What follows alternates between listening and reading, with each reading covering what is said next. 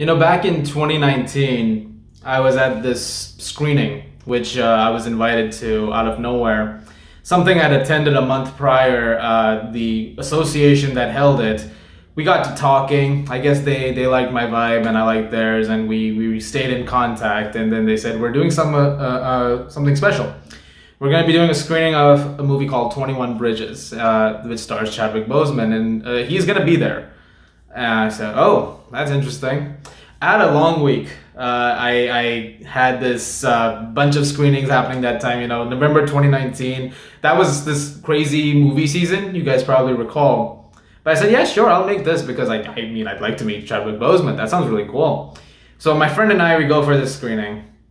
And we saw the movie. The movie was, it was fun. I never reviewed it on the channel, but it ends, and then Chadwick Boseman walks in. He walks in with Stephan James, his co-star. There is something about people you sometimes meet, even if it's in those briefest of moments, that you're able to just sort of encapsulate everything about them. You see, every story you've heard, everything that you may have come across when it comes to that man is true. He was very humble, and I swear to God, you could never have told he had cancer. He was just so lively and so humble throughout the entire thing.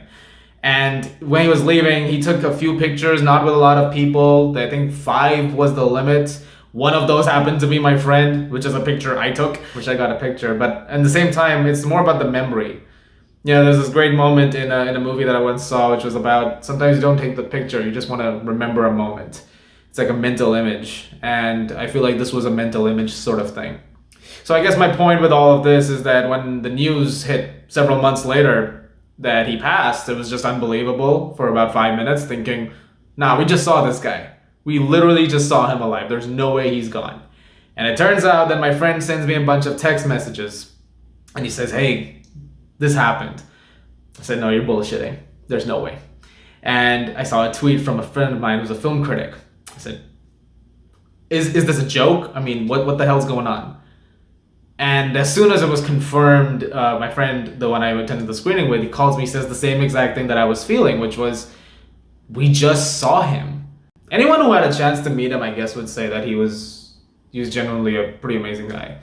So, it's natural that when this movie was about to come out, that sort of thought was going through, that he's someone you saw. It's weird. It's weird getting emotional about someone you barely met for like a few minutes, but it's always that concept of that person was there in your life. You saw them, you said hello and all that stuff. It was, and you talked and you were there, and we were there for quite a while, more than 5 minutes. I don't know. Yeah, I wanted to share that story. I know some folks have heard about it on social media, but before we get into the review, I thought I'd share that little anecdote. And so without further ado, thank you for listening, and let's talk about the movie.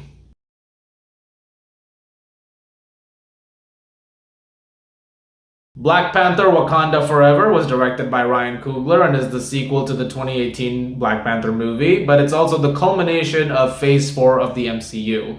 This is an interesting phase. It has been one in terms of how the storylines have converged in on another, but Wakanda Forever takes place in a very tumultuous time for this country, where characters are having to deal with the loss of King T'Challa, and it turns out that there are some invaders on the way because some stuff's happening that I can't really go into because of spoilers, and now it's come time for the rise of a new hero and essentially finding some ways to continue on. In that sense, Wakanda Forever is an exercise in grief and sort of finding ways to process emotional crises such as this one, because it's not an easy situation. I mean, Ryan Coogler has been dealt a very bad hand when it comes to this movie. And when you think about the real life thing, it's kind of hard because how do you even make a movie after that? But he somehow pulled it off. Call it a form of catharsis. Wakanda Forever definitely works as one, because the actors at times don't even feel like they're acting. It really feels like they've filmed genuine reactions to hearing the news. And it makes it feel a lot more powerful as a result of that, which results in some powerful performances, such as Letitia Wright and Angela Bassett's work in this is sublime. And if you've heard some talk about a Best Supporting Actress nomination for Angela Bassett, then you've heard right. She is downright remarkable in this, but it also, so much of the movie rests on Letitia Wright, because Shuri is going through a very different grieving process in that she thinks she could have done something and she constantly blames herself for that. She's absorbed in her work, trying to constantly come up with new scientific breakthroughs because she tried to make something happen, and she's like, how could I not have done something for my brother when he needed me most? And there's this crisis going on between her religious self, because she believes also in Bast and you know, all the things that come with the culture of Wakanda, but there's also this part of her which is a tech genius, and so that clash creates a very affecting storyline that I feel a lot of people will connect with. I mean, grief is something that we've all been through, but at the same time they have to deal with the fact that there is something dangerous on the way and there are invaders, and so we're introduced to Namor, as the movie pronounces it, played by Tenoch Huerta, who is fantastic. He's one of my favorite characters in the MCU now. I really loved what he brought to the table. The kingdom of Talocan, which you finally see underwater, because Atlantis is not something they can call it at this time for reasons, as you may know, is really well realized. Though I wish we'd spend a little more time there. I'll talk more about that later on, but I thought everything that they did with the Talocanians was very interesting, and all the stuff with Namor was also very interesting. I don't think it's as detailed at points as it could have been, because again, the movie is a lot.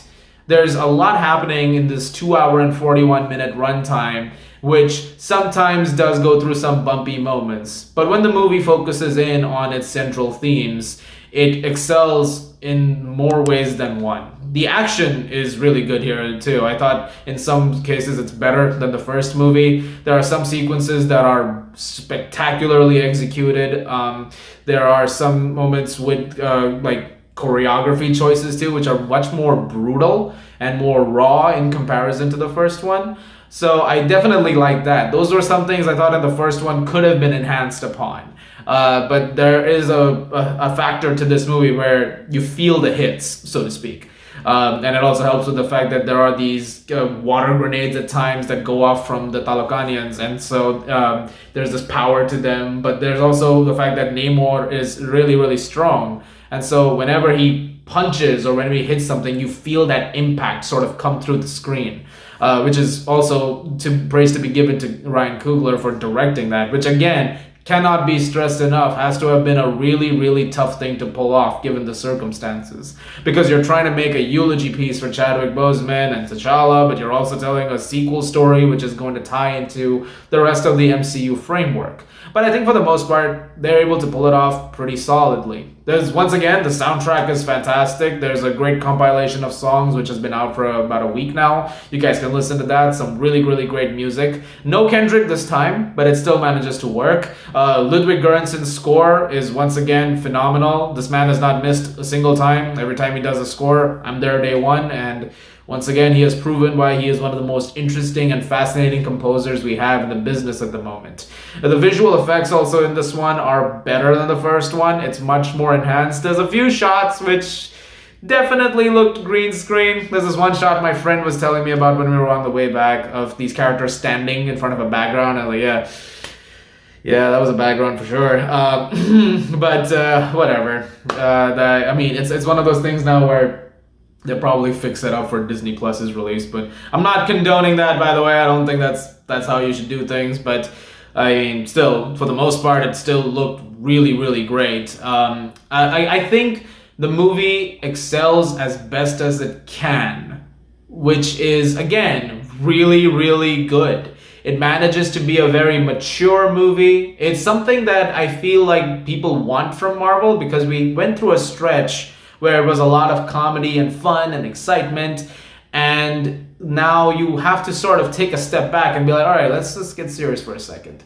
And so Phase 4 has had a variety of things, but the overarching theme about sort of the aftermath of Endgame and dealing with everything that's happened and characters going through different processes of grief and struggle.